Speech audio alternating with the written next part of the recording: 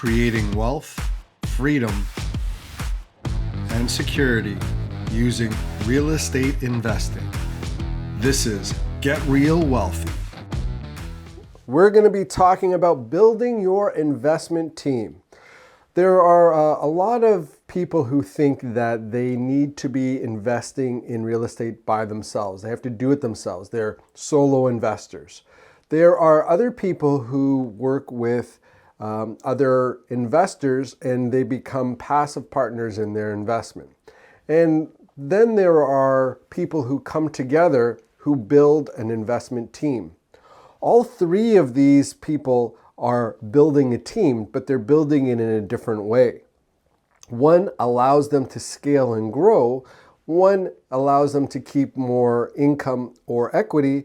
And you need to decide for yourself, what is it that you want when you're building your business team? So let's go through the different examples. A solo investor would be somebody who when they're building a team, they're looking for perhaps a property manager, they're looking for an insurance advisor, they're looking for different contractors, different handymen, HVAC contractors, plumbers, etc. They're building a team that's going to be a little different. So what they are able to do with their money is they're able to get a higher amount of return for a higher amount of their time. So they have to put a lot more time into the business in order to get a higher return. There is other people who will focus on just building the business itself, and they will bring on partners. They'll take on a smaller cut of the equity, but they'll be able to scale their time more because they'll have other partners, they'll have an established team that has a system and process that are working for them. So they're able to get a higher return from a lower amount of time.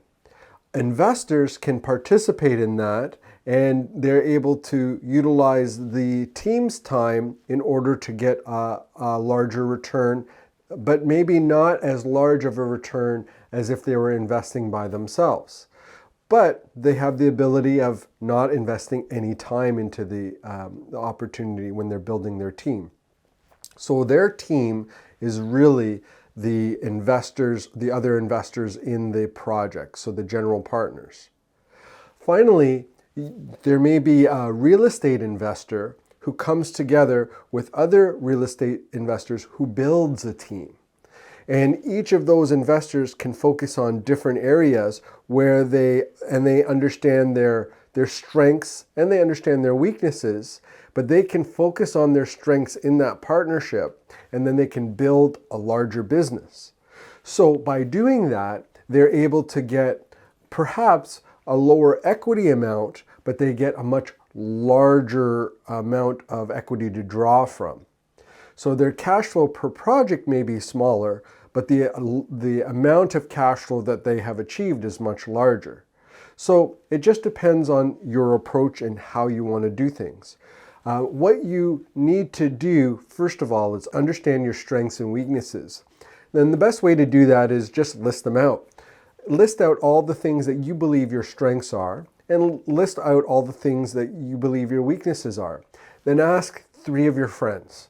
See what 3 of your friends think of your strengths and what are your weaknesses, and see if you can build that out. The other thing that you can learn about is your reputation. What do people think of you? You need to build your reputation out there in order to build a good team or partner with a good team. So what is that reputation that you have? You can ask 3 friends and see what they believe your reputation is. Or you can ask 3 people that you don't know as well what they believe your reputation is. That way you can get a sense of what's been built already and then either build on it or make a slight change. When you're building a team or working with a team, you need to design your exit beforehand. How are you going to exit that property? So if you're a solo investor, you're probably just going to sell that asset. If you're a business owner with multiple investors, you're probably going to have to buy out some of those passive investors over time, because they're going to want to exit, and you're going to want to hold on to that asset, and maybe you continue to hold that asset or you sell it. If you're working to build the team with other active investors to grow your portfolio, then you're going to be exiting perhaps differently.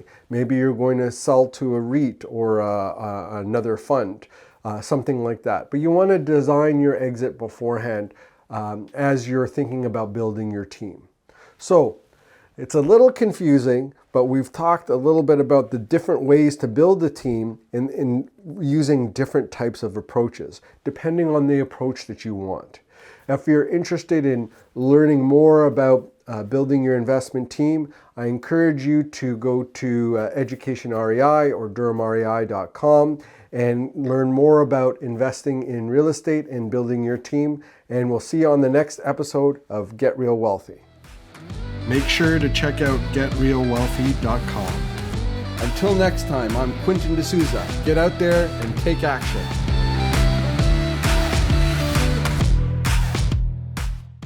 The views and opinions expressed in this podcast are provided for information purposes only and should not be construed as an offer to buy or sell any securities or to make or consider an investment course of action.